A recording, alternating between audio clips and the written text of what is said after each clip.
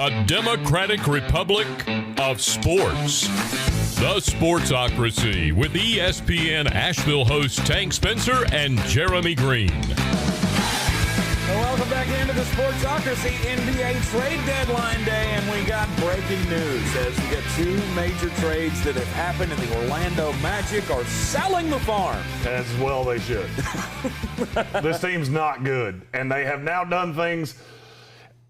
A lot of people are going to kill them for not getting more back for Vucevic, but I would argue you're rolling the dice here. He's a 30-year-old guy that, yes, he's an all-star, yes, he's a very good player, but he's going to do more for the Bulls than he was doing for the Magic. Here's why I say that. The Magic are going nowhere, and we all know that. Not this year. Isaac's out for the year. Aaron Gordon may or may not want out. On and on and on. You got 2 lottery tickets from the Bulls. The Bulls could still miss the playoffs even with this deal. Wouldn't shock me. Mm-hmm. Not saying I think they will, because I think they will make the playoffs, but this is still probably a pick in the mid-teens in a very good draft. And you get one in 2023. Wow, I went back 10 years on that one. You get one in 2023 that could also be in the lottery. Plus, you take a lottery shot on Wendell Carter. I don't hate this at all. This will also, Otto Porter's expiring, so that comes off at the end of the year. You have a lot of young talent. Take the shot. I like Nikola Vucevic coming in to be with the Chicago Bulls. Obviously, Wendell Carter Jr. moves on. Otto Porter Jr. moves on. And 2021 and 2023 first-round draft picks to the Orlando Magic. The question for me about this deal, though, with the Chicago Bulls is what does this lead to? Because they're, according to all experts, including the guy who is God at this time, Adrian Wojnarowski. Right. He says they're still on Lonzo Ball. So my question is, bringing in Vucevic with his size and playing center, can they move Thad Young into the starting rotation and offer up Lauri Markkanen to the Pelicans? I'm going to say no. I'm going to say they roll with what they have. I don't mind Markkanen with Vucevic. It makes you very multiple. You got 2 big guys that can shoot from the outside. The thing that would scare me is that you don't really have a banger, but that's what Thad Young is. Mm-hmm. So I can see a path where you play some small ball lineups with Thad Young at the 5 when Vucevic is sitting, and you have Markkanen. I can see a path where Markkanen and Vooch don't necessarily play a ton together. They start the game together, they end the halves together, and Thad Young plays in the bulk. Right. This kind of makes I'm not sure what this does. For the Bulls, I think it makes them markedly better because now you have a dude. Yeah. You have a dog. You have a lead guy on this team. Mm-hmm. And you didn't give up that much. I mean, you gave up 2 ones. That's going to hurt in the long term, but it doesn't hurt the team right now. Mm-hmm. Wendell Carter had not been good. He gets a fresh start in Orlando, which I really like. And I'll be honest with you, I think Al-Farouq Aminu is usable for them.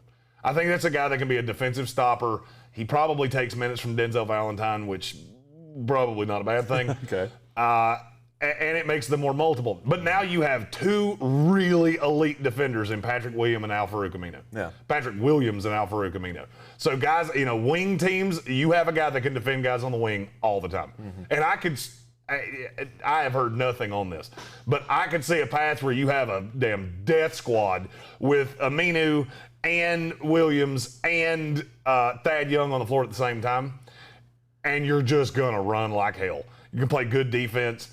And with Billy Donovan, none of that would surprise me. He's an innovative guy, and I really like it.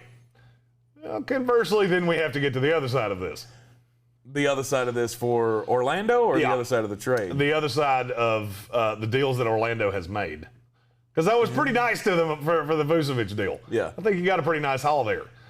And then there's Evan Fournier. And you're sending Evan Fournier to the Boston Celtics for 2 second-round draft picks, and damn it, make Danny Ainge president right now. He is president. No, I mean president of the world.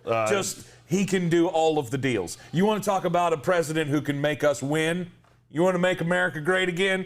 Make Danny Ainge the president of the United States of America, because this dude's doing magic. Well, he's trying to make the Celtics great again because they haven't been. They've been fucking awful, to be really honest with you. This is probably the most awful. They've been all. They're the 8 in the bad East. Yes, they've been terrible. Year. I was gonna say, yeah, they've been terrible. But what this does with Fournier is it gives them another outside shooter. Mm-hmm. This gives you Fournier and Kemba and Tatum and allows Jaylen Brown to just do the things.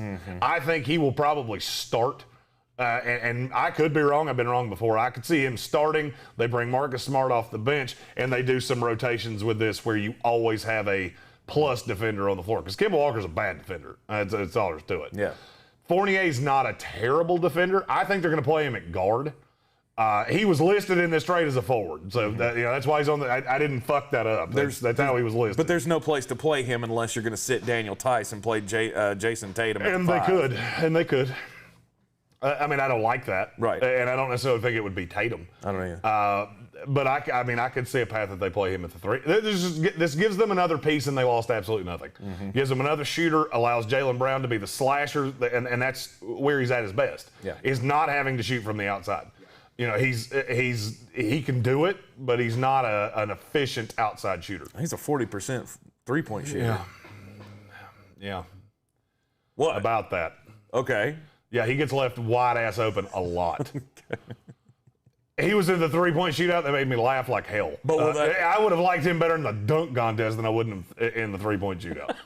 That's just not his game. That's not how he got to the league. Right. I'm not saying he's not doing it. I'm not saying he doesn't do it if you want to make him the best player that he is, he needs to be getting to the basket because that's what he does. Okay. And now every player that's on the floor with him, save Daniel Tice or whoever's playing down low, Tristan Thompson, now all of them can shoot. And so now he can do what it is that he does best instead of trying to square peg and round hole him.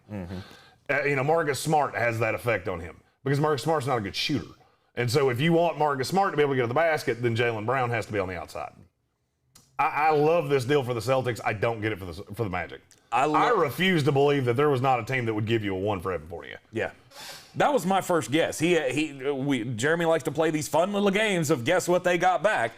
And my first guess was a 1. And when he shook his head, I said, 2 1s? He shook his head again. I said, 3 1s? No, they didn't get a 1. They got 2 2s. And if any team doesn't need to add young depth, it's the Boston Celtics. They've had pick after pick after pick. This whole roster is loaded. And now you add a very dangerous 3-point shooter to a team that, I believe in the talent of. I believe they are way better than their 7th or 8th place ranking where they are right now. 8th in the East. They're way better than that. Everybody knows it. Marcus Smart, I like him coming off the bench for this team. I do too. I've always liked him better coming off the bench than as a starter. Because he's a second win motor guy. Yep. And he's a hell of a defender. Absolutely. I love him coming off the bench for this team, and I get it. You want to have that status as a starter in the league. But Marcus Smart, to me, is an invaluable piece to be able to bring off the bench. I've actually been surprised they haven't traded him because he can be a starter. There's been a lot of teams that have asked, and they keep saying no. Yeah. And this is why. I think this makes them the 4th best team in the East. I think they are now that, we said this morning there's going to be a team today that clearly delineates themselves as the 4th best team in the East. And I think it's the Celtics. Yep. I look at them in the Heat. I still think they're the 4th and 5th best team in the East. I understand where things have gone and where they're sitting. I understand that. You can't tell me the Charlotte Hornets, who are in our home market, are better than those 2 teams. I don't buy it. Long term, that's where I think this lands. And I think this makes them a hell of a tough out in the second round of the Eastern Conference playoffs. Because now they can shoot with you. Question is, will they do that? I don't know the answer to that. But I love this deal for the Celtics. Danny Ainge does it again. At least for these deals, Orlando gets 2 1s and 2 2s. They're rebuilding the entire ship there. And Chicago and Boston both won these deals. I don't know that I agree with that. Boston won theirs. I'm not sure Chicago won theirs. No, I think Chicago won. The rule in the NBA is whoever got the best player won the deal. So in that realm, yes, I agree with you. Right.